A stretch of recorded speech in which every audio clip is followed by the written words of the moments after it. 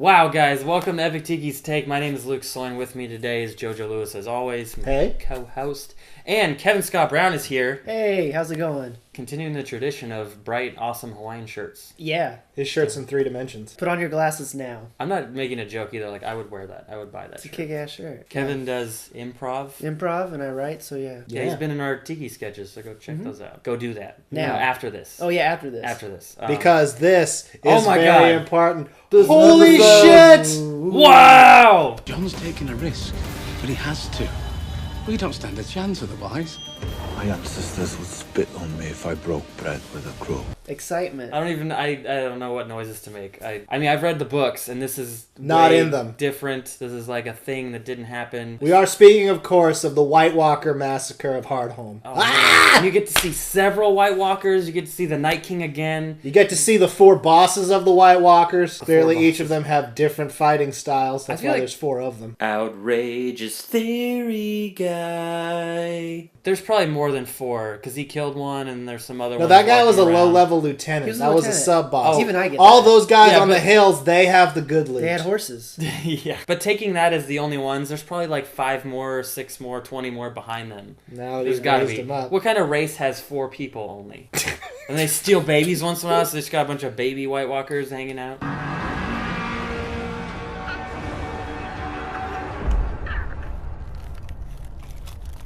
I think it's a representation of death and the 4 horsemen of the apocalypse, really. That was too obvious, That's though. a very Yeah, obvious. Too obvious. It's way too obvious. Crazy what was I obvious. thinking? George R. Martin don't play that shit. And he didn't, because this wasn't in the books. This is Oh, man. totally unique. Yeah, no, I'm more and more loving the show over the books because the show's giving us something. The books are kind of like torture. We'll come back to the Hardhome thing. But Sansa finds out that Rickon and Bran are not dead. Tell me to my face, Theon! Tell me that they weren't your brothers! They weren't Bran and Rickon. And that's like a weird relief thing that's kind of nice to see because in the book she still doesn't know. She thinks everyone's dead. And Reek is still a piece of shit. Still a piece of shit. This is an important scene, though, because up until this point, Sansa has pretty much had no reason to live whatsoever beyond mere survival. Now she finally has a reason to be like, no, I can't. I gotta tough this out. I gotta keep that razor under my pillow that I got from episode 7, The Gift, which also that was a gift. And when the time is right, Be slashing throats. This is an important episode because this is going to be the turning point, I think, when Sansa is kind of going to start like doing shit in the Cersei style as I've wanted her to do for this whole series. but not as bitchy. Speaking of Cersei, I imagine we'd have a cutscene there. It's JoJo's imagination. Confess. My son. Let me speak to you. It's fun to see Cersei get her due, but it's also like it's weird to hate her and the person beating the shit out of her. 'cause No, I didn't. I love that lady. You The love that spoon? lady? Oh, fuck yeah, spoon lady? Spoon Lady was Cersei on snacks. I don't know what that means. It's interesting that in Game of Thrones, anytime someone falls, they fall fucking hard. Yeah. So Cersei's trying to lick the water up off the floor. Yeah, there's mud in there. I was just waiting for Spoon Lady to come in and curb stomp her into the ground. I was like, that would be a twist. Oh, and we started the episode with Tyrion convincing Daenerys to listen to him. Worst wingman ever. But it was interesting because Jorah accepted his fate. He was like, you know what, you're right. I don't know. There's nothing I can do. And I don't think Tyrion was screwing him over. I think he was just, look, these are the facts. He has to play like neutral now so he can Yeah. like tilt later. Yeah. Well, and I think Tyrion's kind of proven he is out for himself, but he's also kind of like, look, you can kill me. I just want to make things right. So I think he's probably one of the goodest people. Yeah. Goodest. That's the word. It's interesting that this is the first time that we actually see any part of Westeros has actually gotten It's like to Essos. It's like when you're reading action comics and you have like the main story and at the end you get like a weird extra Yeah. story that you're like, An that's epilogue. about, yeah, like An about epilogue, Mr. Mixelplick and you're like, I don't care about this. You're like, so, Kevin, what did you think of this episode? Because you've only Well, seen 3. I've seen 3 episodes of Game of Thrones in season 1. I really enjoyed the cinematography. It was good. It was good. That's the answer of someone who had no idea what was going on. I had a faint clue what was going on because you cannot be me and not know because I get a lot of like I knew about the dragon lady. I didn't know her name. Daenerys has Daenerys, a Y in it. thank you. Dany for short. It's a little too close to Annie and Anakin. I don't like that, but what are you gonna do?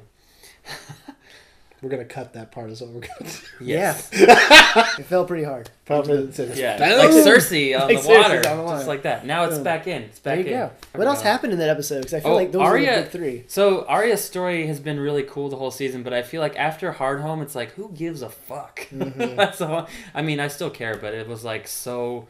Like, she's conspiring to kill some shitty merchant in Bravos, and it's like, that's that great. lady. Yeah. I even forgot about that. Yeah, well, that's kind of what I think is really cool about the Hardhome thing, because at the start of the season, the one thing we know for sure is Jon Snow is focused on the actual problem, which is not the Lords fighting. Problem is, there's an army of zombies. They want to kill everyone, no matter what house you're from. And what this episode, I think, was trying to do is be like, all right, you know all that intrigue shit that you were watching? That's not the big game. The big game is this.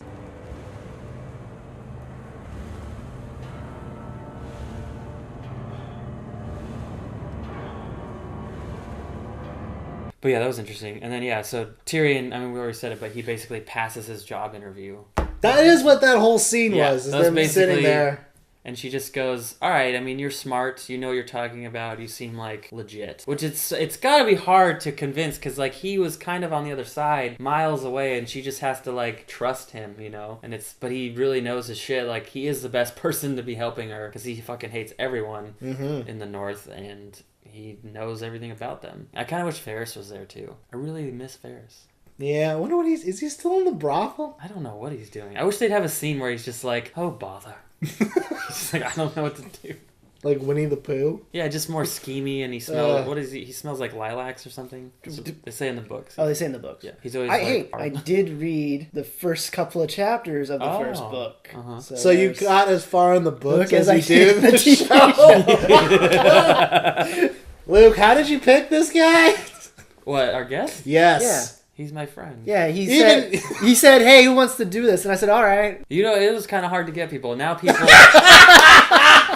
now we have people like, I want to be on the show. Like, and we're they're going to almost see done. Kevin. They're going to be like, I know things. I've read at least 2 books. I've seen the show. And I've sorry, seen the guys, show, you said too. you didn't say anything. I seen the one episode we watched. Yeah. That's what matters. Sorry, That's guys. all that matters tonight. Let's close it by talking about our favorite part still, the Hardhome thing.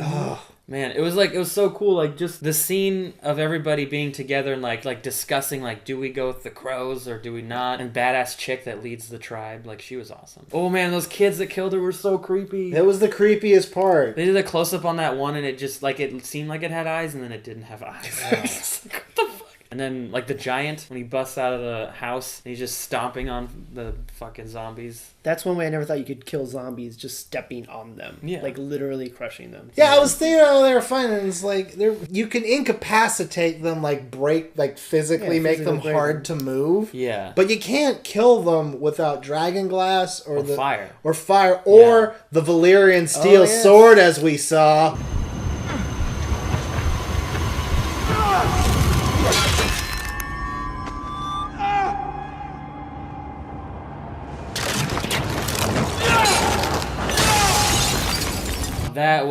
We cheered, like, yeah! Like, all 4 of us. Emma Haney was here, too. Yeah. Not even as a fan, and I watched it, and I enjoyed it so much. And now you want to watch the other parts. Like, you want to watch let's the not, rest. Let's not get crazy. I really hope that they end up in King's Landing, White Walkers versus dragons. Like, that's what needs to happen. Yeah. I just wonder, like, how are they going to do it? I mean, I guess they'll just have an army that doesn't have dragon glass. They'll use the dragons to make the glass. Ooh. Oh, yeah. Oh, my That God. makes They sense. could have, they could just heat up, because it's Just obsidian. It's obsidian. They heat up glass. melted rock and whatever, sand, and it becomes, a spear. Sprinkle some magic on it. Or you could wear their armor, like glass armor. Yeah. See? Then a White Walker couldn't even touch you. I bet his weapons would break. He'd be like, no. That would be take cool. that, you motherfucker. A little twist around. Yeah. Anyways, where can we find you on the internet, JoJo? You can find me on Twitter at Bucky Gums. You can find me on Instagram at Bucky Gums. And you can find me on Facebook at JJL Comedy. Kevin? Yeah, you find me on Twitter, Instagram, all under True Real Kevin. You'll find me. You can actually go to Google. It'll be on the screen. It'll be on the screen. Yeah, just go with that. Come on, dum-dums. It's right there. Do you have any shows coming up? I don't have any shows, but I do have a podcast show coming out called The Unpopular Club, which will be out probably the end of the month. All right. On iTunes and stuff? iTunes, stuff like that. Yeah, check it out. Cool. check it out. You can find me at Epic Tiki on Instagram, at Epic Tiki Comedy on Twitter. Subscribe to our channel. Click on that at the end of the episode. And add me on Facebook. I'm Luke Soin, and we'll be friends. We'll talk. And listen to the Sexy Podcast with me and Jared Guzman. It's also great. And listen to the Liquorland Podcast. Did you already say that? No. Yeah, listen to that. It's all good. So thanks for watching, guys. We'll see you next week, and we can't wait because we're so excited. I'm going to watch the episode again. Bye, guys. See ya.